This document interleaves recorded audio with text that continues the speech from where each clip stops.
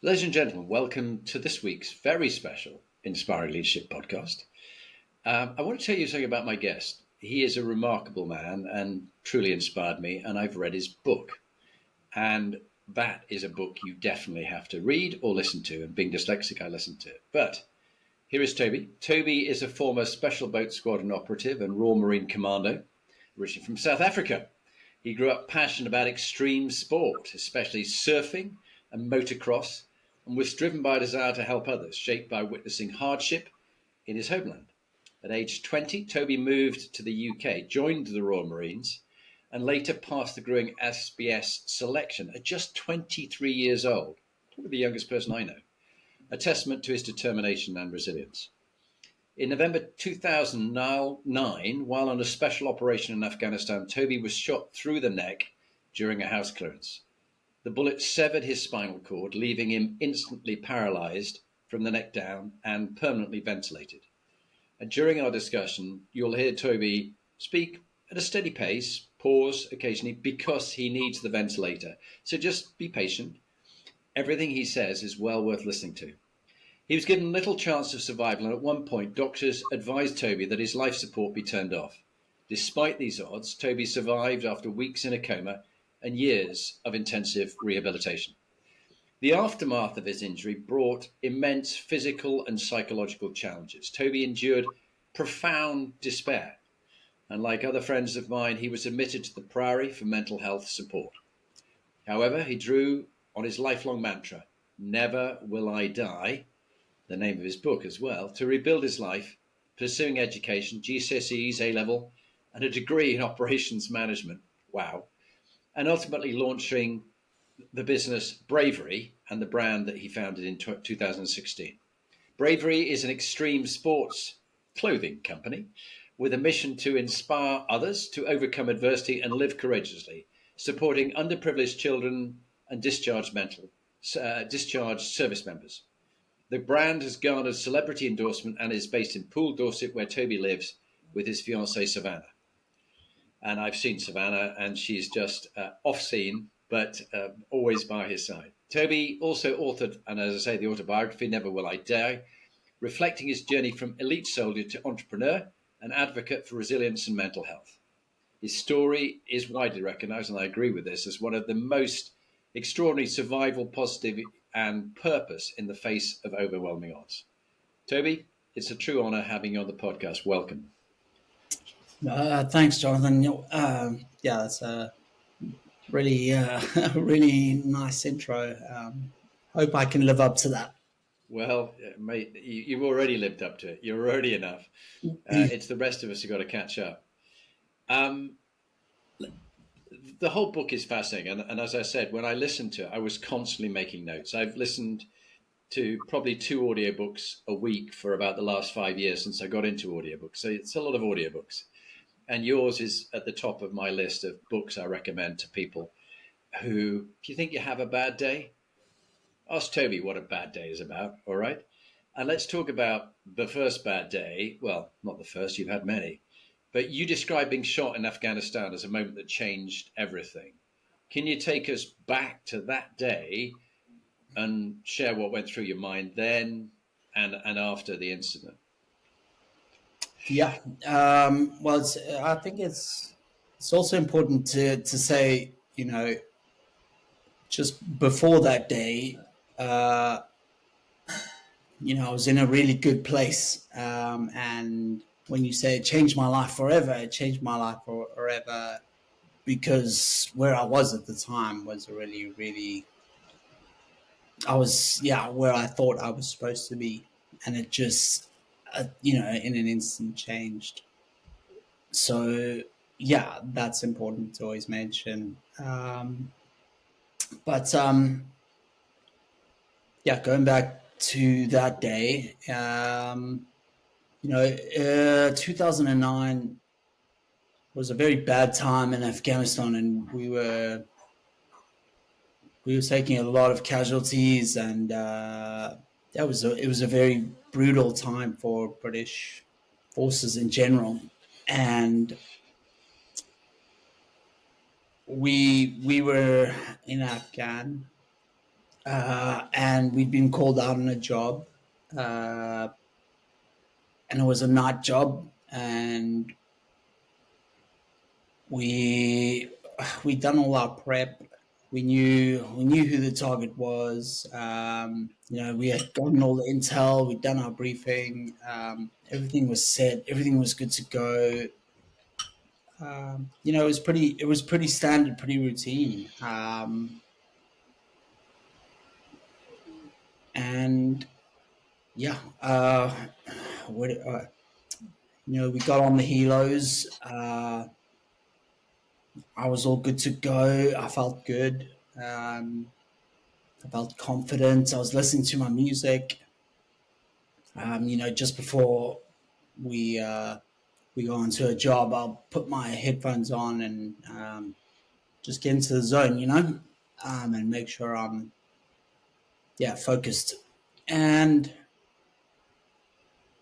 yeah, we hit the ground. It was one of those jobs where we actually did a little bit of a walk in. So we landed further away from the target so that they wouldn't hear us coming, basically. And it was quite a long walk in, so I had a lot of time to reflect as we were, getting to target, um, which was good in a way, but sometimes can be also pretty boring. Anyway, yeah, we got to targets. Um, and again, everything was routine. Everything was going as planned. And then it started to go a bit wrong. A call came down from above that there were women and children on target. Now, at this point, or around this time in Afghan, there was a bit of a political spat going on about a lot of casualties going on, and therefore, basically, we had to sort of change our initial or our main way of entry, um, and we basically had to go through the front door, and turned out that this had all been bolted by like a big chain and various other things. So basically, we had to get through that without using excessive force, and this gave away the elements of surprise, because obviously it was very noisy. Trying to get through, it was a metal sort of gate, and yeah, just gave away the elements of surprise, which obviously is key, and it just gave them the enemy that split second or couple of seconds or minutes to get a foothold, get prepped or whatever, and yeah, as we came through, unfortunately, a hail of bullets just came towards us, and yeah, unfortunately, I just caught a stray round. Literally, it was just a stray round, and it unfortunately just hit me right in the spine, about 3 inches below my ear, basically, um, and just paralyzed me instantly, knocked me completely cold out. Shattered the entire spinal column, severed the two back arteries in my neck, did immense, damage to all the tissue, and yeah, that was pretty much all I can remember. And from there, the guys just told me I slumped to the floor, and we've seen a lot of death. We know when someone is seriously injured. There's no screaming, there's no shouting, there's no nothing like that. It's just, the body just switches off, like someone just literally flicked a switch, and it just slumps into a ball on the floor. And that had happened to me, and the guys knew. They were like, yeah, he's either dead or in a very, very bad way. Anyway, that was the moment. Yeah, my life literally changed forever. Yeah, the fact that I'm still here is unknown as to why or how exactly I survived. No one really knows. But yeah, I'm still here.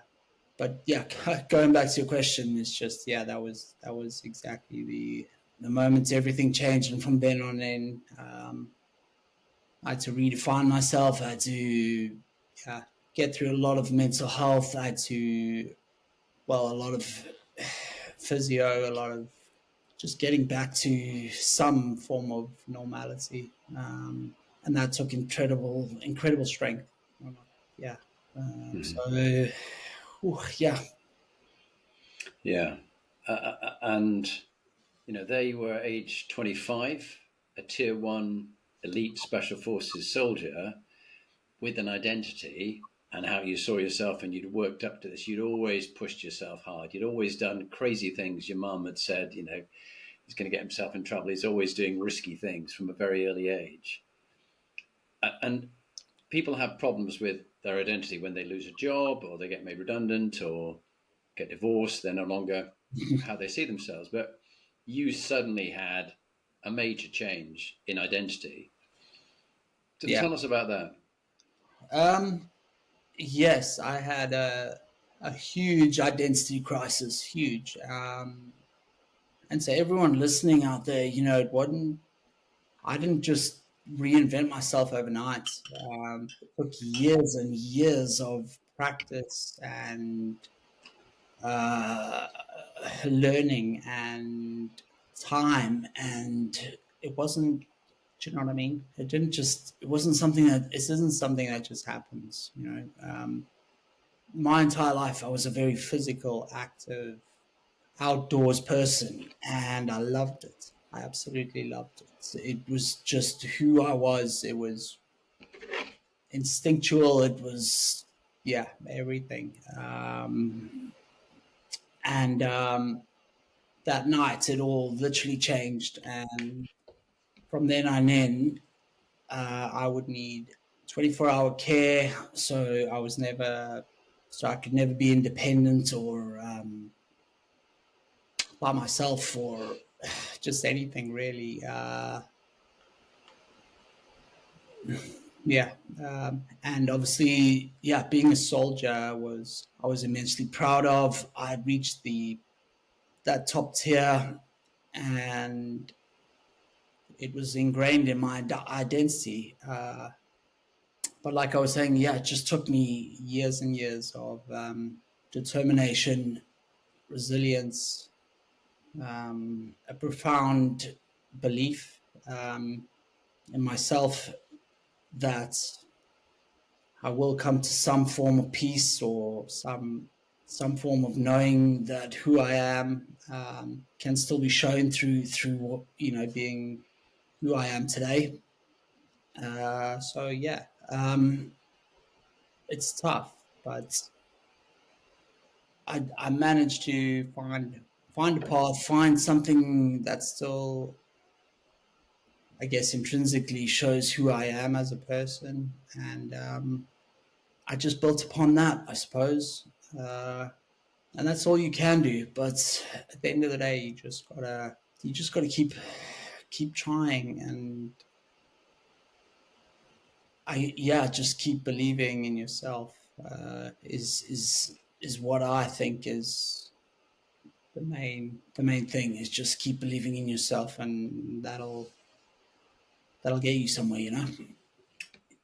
And that sort of fits in with, in your book, you described in a fascinating way selection into, firstly, just getting chosen to become a Royal Marine, Mm. which people don't understand I go, special forces, that's really, really hard. But no, becoming a Royal Marine is very hard. It's a very tough selection. And you describe that fascinatingly. And then the special forces selection. And leaders like you that I've met found one way of coping was compartmentalizing and going, I'll just do the next 10 minutes or the next hour and see how that goes. Now, I don't know whether that's an approach that you use, but if you think about it, it was 15 years ago that you became a quadriplegic, and you've gone through moments where you want to die and you just feel it's like not worth living, and you had the breakdown, you went to the Priory. What kind of techniques do you find work to get through these really bad times, because you're still here, and when there's people listening to this in 126 countries around the world and they're having a bad time, what's your advice to them? I think you're right. You can compartmentalize and break it down into sections. That is a very good strategy of doing things. As they say, how do you eat an elephant? It's just bite by bite or piece by piece. And sometimes that helps. Yeah. I think my advice, you've got to just I guess don't be so absorbed in the moment. It's very easy to get narrow minded and kind of very closed in, and put the blinkers on and put your head in the sand when you're in those bad moments, because all you can think about is just that. You're so absorbed and engrossed in just that moment that you can't really think further than that. And if you can just break away from that and try and think outside that and think of something that is really, special to you, and think of good times and think of the, I guess, the beautiful things in life. And that nothing lasts forever, that I can guarantee you. Nothing lasts forever. All you need to think about is, I guess, just it will get better. Things will change. Change is inevitable. And just keep going. I guess, as Winston Churchill once said, when you're going through hell, all you can do is just keep going. Mm-hmm. Which sounds really quite naive, maybe, and a bit, simplistic, but it's the truth. It will end, and there's a big bad. Well, there's a big world out there, and it's beautiful, and there's so many good things in it. So I think if you can focus on that, and you'll get through it. You will get through it. And I was very taken in your book when you said, I never found my breaking point until that bullet paralyzed me. And getting up every day as a quadriplegic is the hardest thing I've ever had to do. And you've done Special Forces selection, you've done the Royal Marine Commandos course. But every day you're having to get up as a quadriplegic. And the routine that you describe, getting up at 5 a.m, sometimes 4:30, for 2 or 3 hours to get prepared before you even begin the day. People get up, they scratch their ass, and 10 minutes later they're out of the door. No. You've got a routine, and you also talk about in your book some of the people who saved your life on many occasions, but also the special people in your life. And you happen to have Savannah. And you've been together now. She's your fiance. You've been together now 8 years. Is that right? Yeah, Yeah. that's right. And she's in the room with you, isn't she? She's not right now. Okay. She Well, was. She she was. was. Well, when she's back, I wanted to come on camera and have a quick wave. So when she's back in, just let us know she's back. Yeah. Also, there was a very touching moment in your book when you talked about Wogan, your support dog, who really was just exceptional compared to all the other dogs. They kept trying different dogs with you. None of them were right. But just Wogan, tell us about Wogan, because he's sadly no longer alive. But tell us why Wogan was such a incredible support dog. Well, yeah. Well, first of all, he was just such a character. He was something else. And I know everyone says that about their dogs, but he generally was, and I knew it from the moment I met him. So I was at a Help for Heroes. It was Help for Heroes sort of retreat for injured veterans, let's say. And anyway, while I was there, I had been going through the process of getting a canine partner, which I was very excited about because I'm passionate about animals, and I love dogs. I'm a dog man. Anyway, so I was sitting there, and I knew it was the day that I was going to meet a few dogs from Canine Partners, and who are a brilliant charity, by the way. If anyone's listening and wants to support a great animal charity, there you go. Yeah, Canine Partners. Anyway, so I'm sitting there, and I'd met a few dogs by this point, and most of them had been pretty scared of, or intimidated by my ventilator noises, and so they weren't quite right, and you just go through the process anyway. So on this particular day, I was sitting looking over the field outside this house where I was staying, and the car pulled up, and these two ladies got out the back and opened the boots, and we're going to let these dogs out from the kennel cages in the back of the van or whatever it was called. And I was expecting these very well trained dogs, which I'd met already, and they were very, I guess, very grounded and so on and so forth, and they'd had quite a bit of training so far, and they were very good dogs.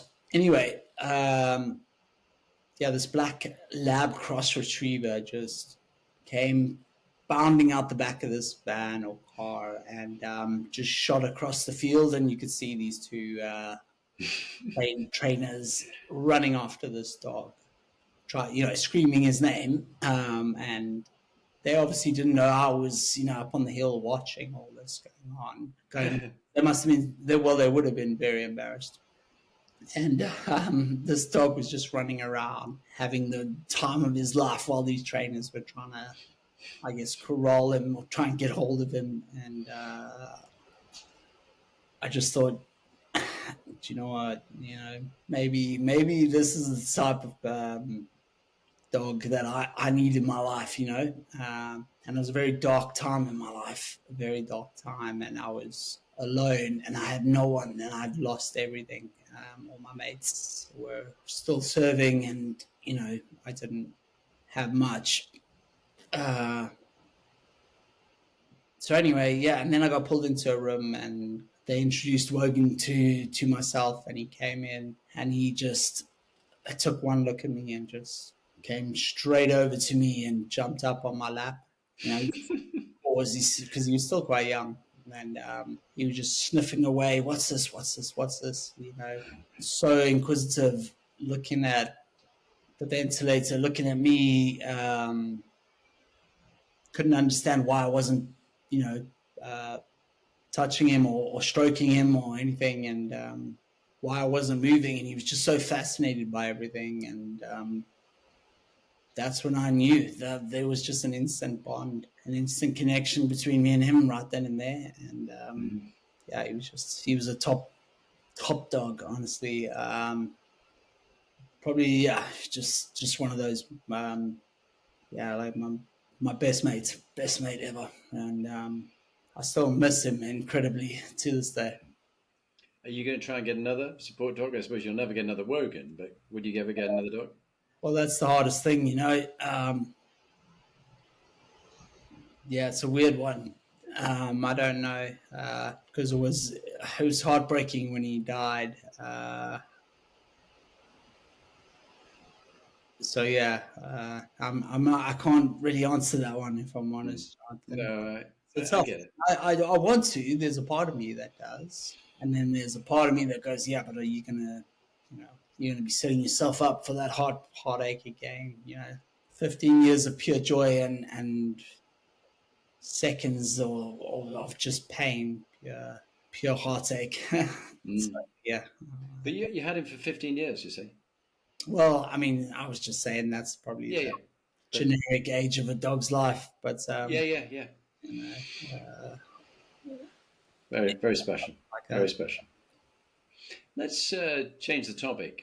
You've set up Bravery, your extreme sports brand, which was born out of your darkest moments. With all that you had going on for you, and the mental health battles that you had and things like that, what was the turning point that made you decide to channel your energy into building something positive, and how did you get started? Yeah, again, it didn't just happen overnight. This took me a lot of therapy, and a lot of self-reflection, a lot of learning various tools to help me, cope. So again, it's not like I'm some sort of whiz kid or miracle child or whatever that just one day woke up and, was like, going to do all these things and so on and so forth. No, it's an ongoing battle. I still, it's difficult every single day. So yeah, but I guess, yeah, I'd been in the Priory for a while, and like I was saying, I was getting a lot of therapy, and it was doing a lot of good. And I'd come to a sort of T junction in my life, or crossroads, however you want to put it, where I had to figure out what I'm going to do with the rest of my life, and what's it going to look like, and who am I as a person, and what do I want to achieve, and all these various different bits, and how do I put all this together? So it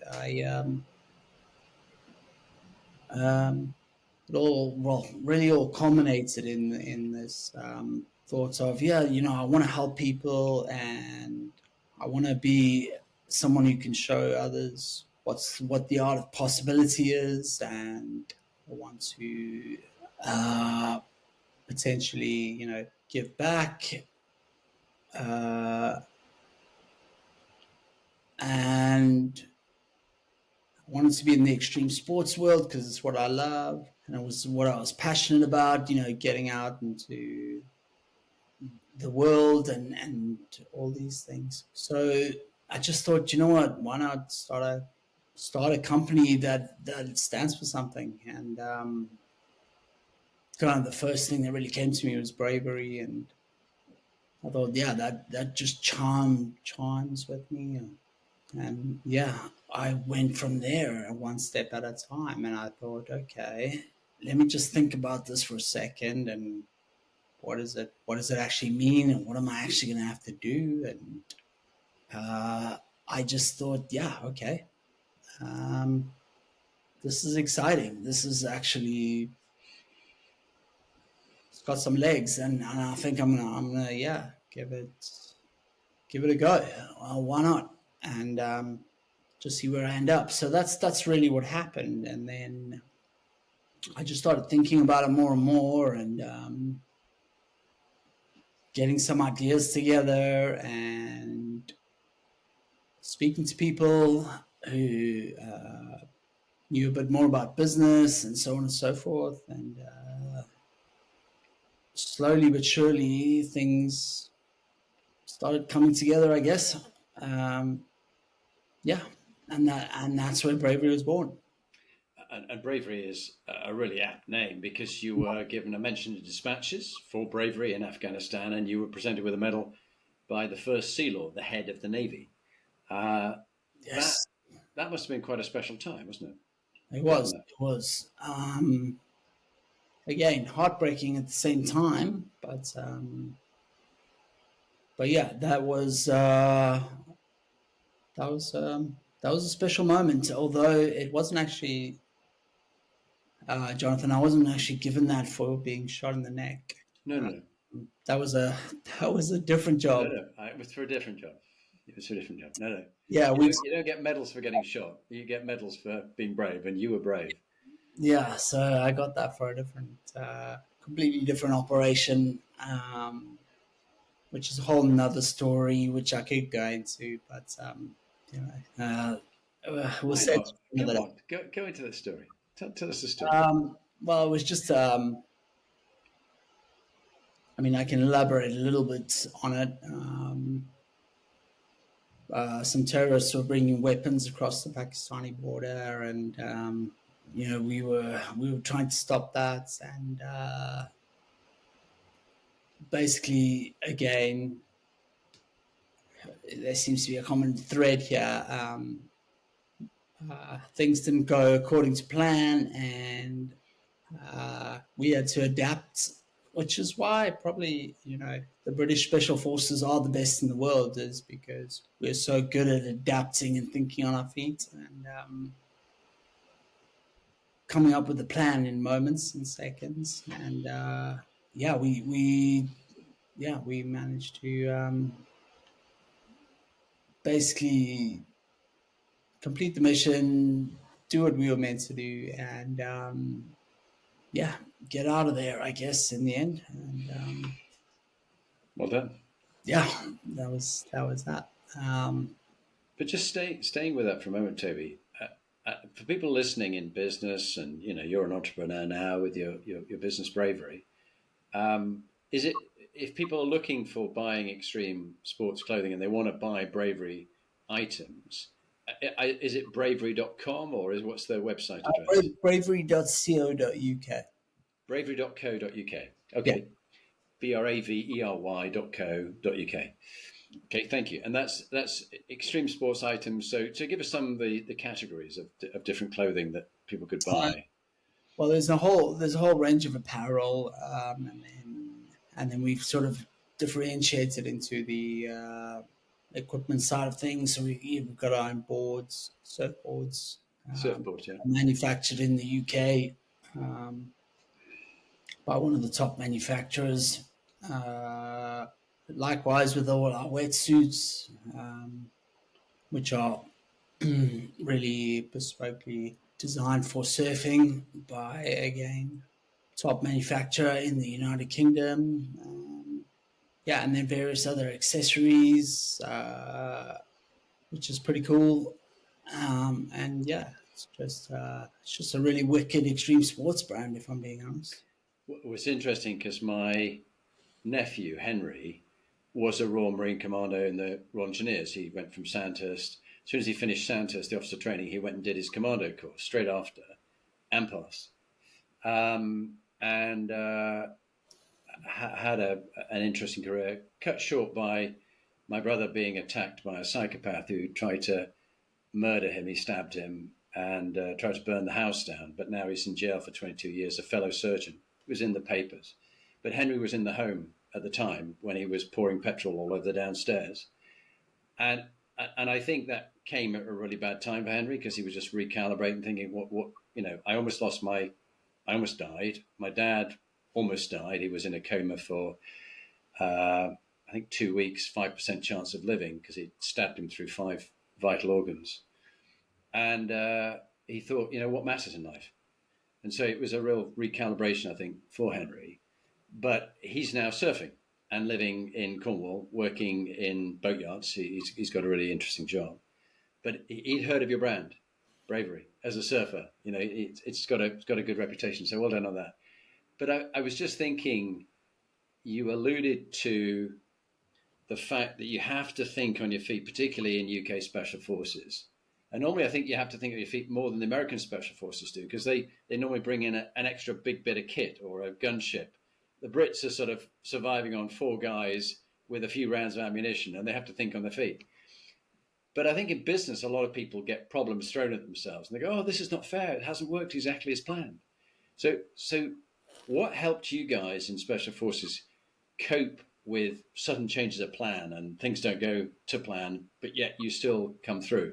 What were the techniques that you found helps people cope with when things don't work out as planned? Any, if you give a tip or a technique? Yeah, there's plenty of tips and techniques and various different, I guess, ways of looking at it. But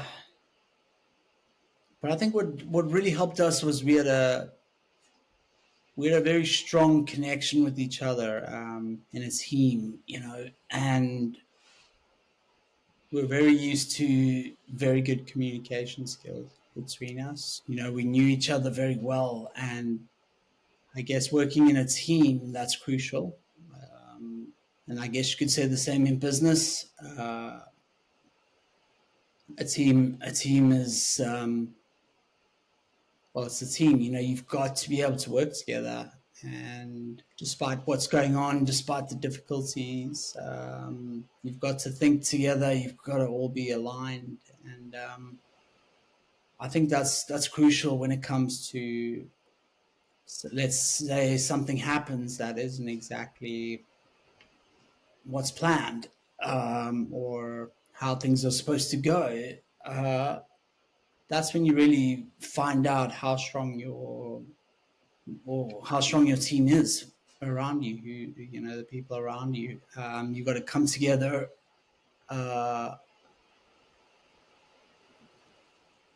Think of a solution. Think outside the box, and you've got to do it very quickly. And then you've got to, I guess, ultimately come to a conclusion, be decisive, and act on it. And that's what we do very well. And that, it just gives us the upper hand, gives us the edge. And there are exceptional colleagues that you've got. I mean, for example, I've had Foxy on the podcast. He did a very good podcast. We both talked about our mental health challenges, but when I thought mine were bad, should have tried Foxy's. And then is your mate Stasica, who's going to come on. He recommended you, said you're inspiring.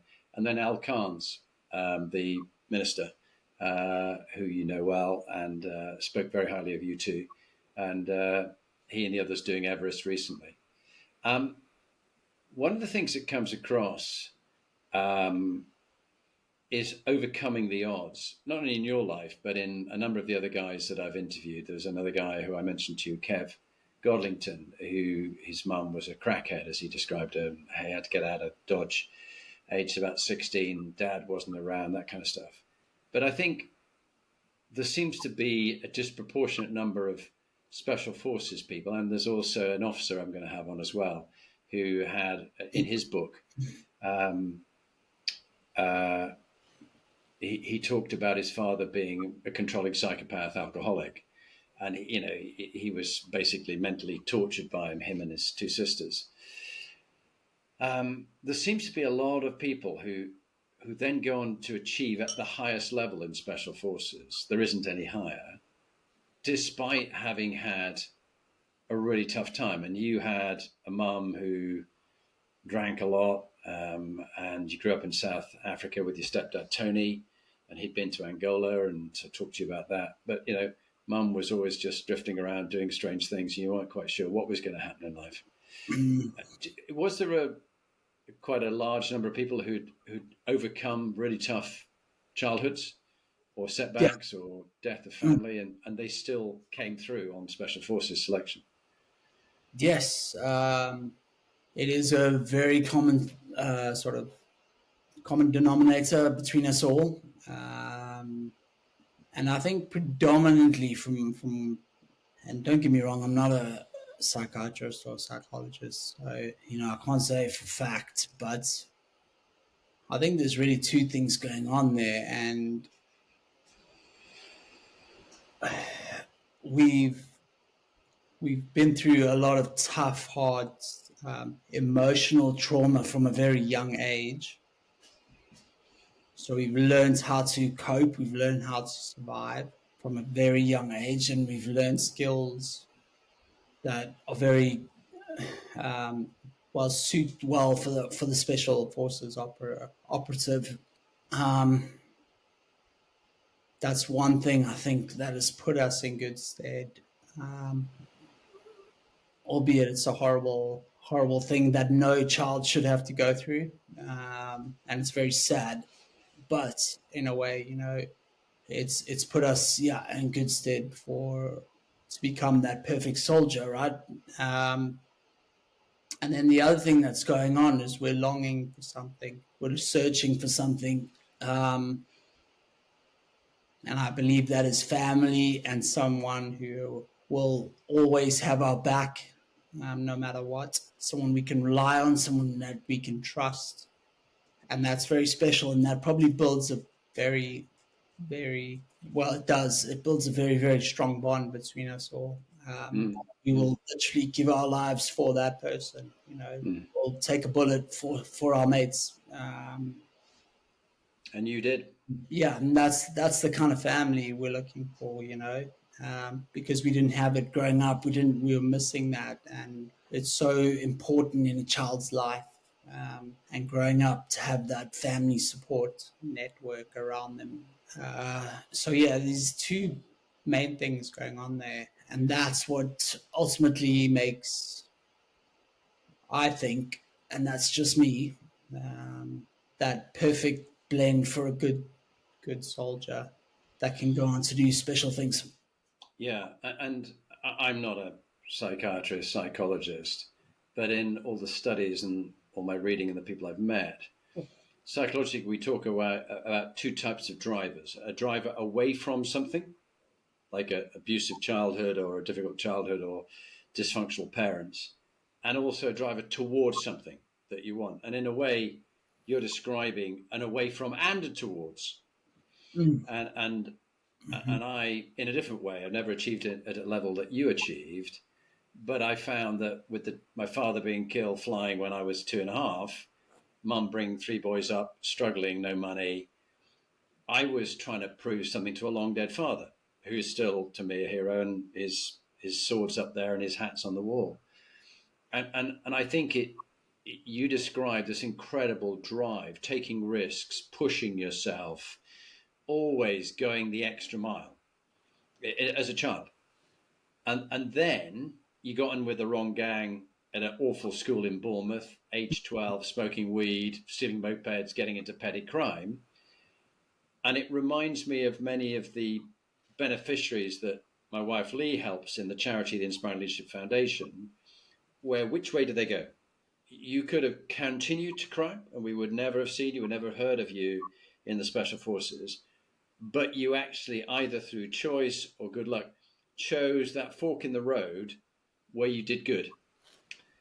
And the rest is history, and the lives that you touched through your book, through this podcast, through your clothing brand Bravery, and through those moments when you thought, I'm going to kill myself, I just end my life, or I keep going, what's the point?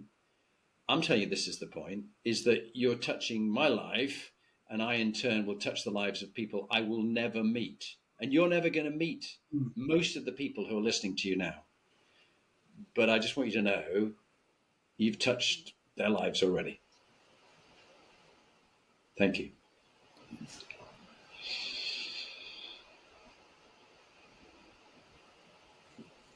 Yeah, it's incredibly hard for me to absorb, but I appreciate it. Jonathan, yeah, and yeah, I certainly hope, yeah, that's the case, and Yeah, I do hope people get something from this, they Um, will. They will. I have already, and I'll take it with me to my grave. Um, you saw all sorts of things go on. A lot of people who were injured or killed, friends of yours, people that you had real respect for. You really wanted to join the Royal Marines, and 40 Commando became your commando in command base. And you had a corporal who you really looked up to, Big D. Tell us about Big D and the impact of what happened to him and how that affected you. yeah, Big D. Let's start. So when I was at 40 Commando in Taunton, um, I was put into Alpha Company, and Alpha Company has three troops. And I was one troop, which was had three sections in, and I was in three section, and my corporal at the time was Damien Mulvihill, who we called Big D. And he was just this massive unit of a guy, but like a lovable giant. He was just such a nice, good, kind guy, and yeah, I got on really well with him. He we had a lot in common. Rugby, obviously being one of them, me being South African, and him being a big guy. He loved to play rugby, so we had a lot in common. Anyway, we ended up going out on Herrick 7 together with 40 Commando and being based, as you said, at FOB, Forward Operating Base, Inkerman. And yeah, it was again just a really tough tour at the time, and it was tough for me because I'd become so close with them, and I mean, we were literally all sleeping together in the same little shell scrape. So you become very close with everyone, but yeah, it was one of those. He was someone I looked up to, and unfortunately, we were out on a biking patrol, which are these all-terrain vehicles, and me and the rest of the section were in the back cabin, which is slightly separated to the forward cabin, and the corporal always sits next to the driver in the forward cabin, and we drove over an IED, and unfortunately, it just punched straight through the hull of the front cabin and killed him instantly, which was a very, very sad, sad day. And yeah, it affected me incredibly.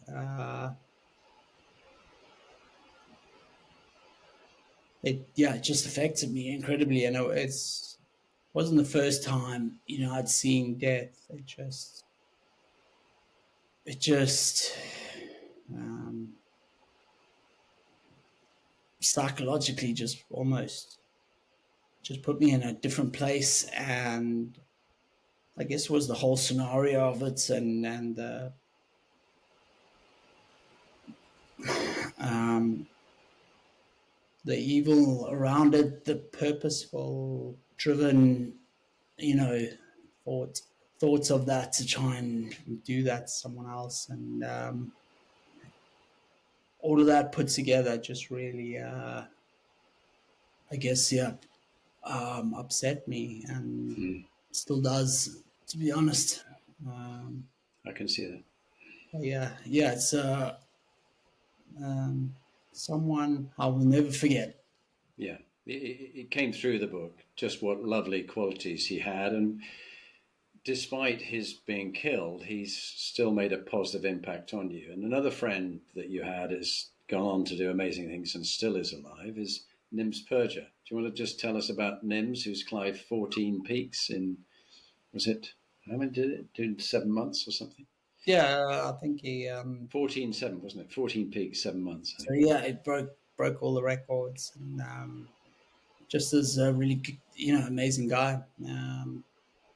Yeah, Nims was a great guy. I first met him actually at Fob Inkerman when he was part of the engineering, the Gurkhas out there. That was the first time I met him.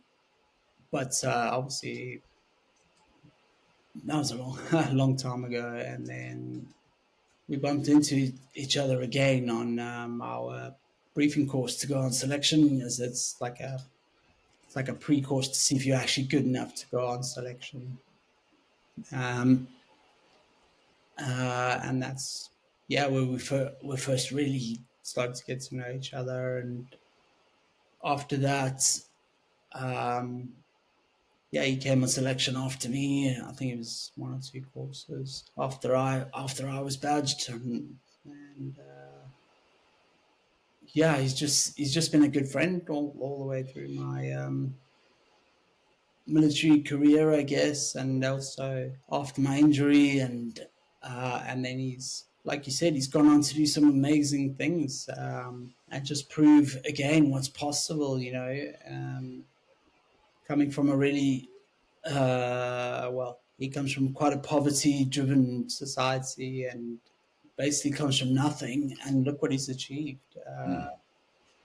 And that I think is amazing. So anyone who wants to read another phenomenal book, or watches, I think there's a Netflix series as well. There's a Netflix series, yeah.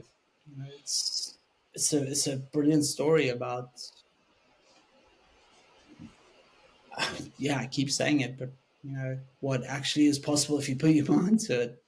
Yeah, and I think throughout your book and the colleagues that you've had, like Nims and Staz, I mean, there was Staz who he's got Through Dark, which is another successful clothing business. Yeah. I enjoyed reading his book too, and he's going to be on after you, even though he recommended you. I mean, the fact that he just showed up, was it yesterday? You caught up. I mean, tell me about why Staz is special. I mean, he said you were special and you inspired him, but what's the return favour you'd say about Staz Sazika? Um, Staz Staz is an incredibly charismatic guy, and he's just so full of positive energy. He's one of those people you just want to be around. You're just drawn to him. He's he's one of those you like. I want him on my side. I want him on my team. Not only is he incredibly witty and clever, and has an incredible sense of humor. He's just, like I say, he's so positive, and he will keep going until the job is done. And I admire that, I really do. So yeah, I know he's said I inspire him, but do you know what, he inspires me, so it's a mutual thing. And again, I don't know, maybe this is the thing, this is it, we're all special forces, so maybe we're all the same, I don't know, but he's an incredibly top bloke, and I have that much respect for him. It's mutual. And in a minute, we're going to wrap up, and we'll do a unique piece just at the very end, which is what I call the top tip. So I'll ask you to introduce yourself, say who you are, what you've done, just in a little nutshell, and your top tip, a leadership tip, from all your being an entrepreneur and being in the special forces. But just before we do that, would you perhaps share two or three top tips that have served you well, both as an entrepreneur, but also it comes from your commando days and your special forces days. But it's relevant for people listening around the world that these are, just bits of practical leadership advice that served you well. Any topic you really want to talk on, Toby? Okay, yeah. Yeah. Again, there's so many top tips out there, and they're all good stuff. But for me, I like to be as genuine as possible. So I talk from the heart. Um, and I will say this: no man or woman. I say man. It's just a general, but I mean no person. No person is an island. Absolutely not. You can't get through this alone. And what's served me really well is just uh, being around good people. Because being around, Savannah. Is Savannah with you? unfortunately, she's not. She's Oh, not. no. Is a perfect example, Jonathan, and perfect example. I would not be where I am today if it weren't for Savannah. Tell us about Savannah and what qualities she has. Well, let me tell you something about Savannah. She is the most kind, caring person I've ever met. Um, I don't know anyone else who could put up with the circumstances that I've got to, put up with on a daily basis. And for someone to actually want to put up with that by choice, Hmm.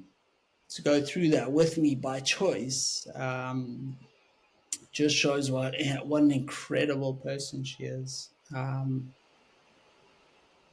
So yeah, she is amazing. But yeah, going back to exactly what I'm talking about. Surround yourself with good people. And I know you've probably heard that before, but it's so true. And how do you do that? I think when you meet people, try and sift through all of it and try and look at them and try and figure out who generally is a good person and who has a big heart, who generally is in things for the right reason. And yeah, get those people around you, because they'll really prop you up when you're down, and they'll push you further than you can by yourself. That's so important in life. We're all social creatures, and we're tribal. We work better together as teams, and together. And maybe that's a lesson humans can take. We seem to be becoming so divided at the moment, on everything, on every topic, on every thing. Let's maybe get together and try and move all in the same direction, and that's when you can move mountains. Do you know what I mean? Exactly. No, perfectly put. And that's why in my forthcoming book, I've got you very early in the book. I think I sent you a copy. You probably haven't had a chance to see it yet, but I just wanted to lead really with how inspirational you are, and it's leaders like you that make a huge difference to people you'll never meet. So now is the time for your 2 minute top tip. So over to you. Would you say who you are? Mention about what you've done with your special forces days and your business now, and leave us with your top tip, and that would be a nice wrap up. Toby, over to you. Yeah. So my name is Toby Gutteridge, or Tobias Gutteridge, and I was born in South Africa, grew up in South Africa, came overseas to the United Kingdom, joined the Marines, Royal Marine Commandos, and I was lucky enough to be selected for Special Forces and passed, and done some great things around the world and met a lot of fantastic people. And I've also been unfortunate enough to be shot and paralyzed from the neck down, which changed my life forever. But it also taught me how to redefine myself, and taught me how to, um, grow despite incredible odds and incredible hardship. So that actually leads me on to my top tip, I guess. And that's potentially, hardship is not something that should be frowned upon or something you should shy away from. Hardship and toughness, that's when you'll really learn who you are, and it will truly make you a better person. So if you're going through a tough time and you're struggling in whatever form that may be, whether it's business, whether it's life, whether it's mental health, if you can just look past it and look beyond it, I promise you, it'll make you a better person, and it will ultimately, make you stronger. So all you have to do is just keep going in life, and yeah, that's my top tip. I know it sounds a bit straightforward, but you know, keep it simple, and yeah.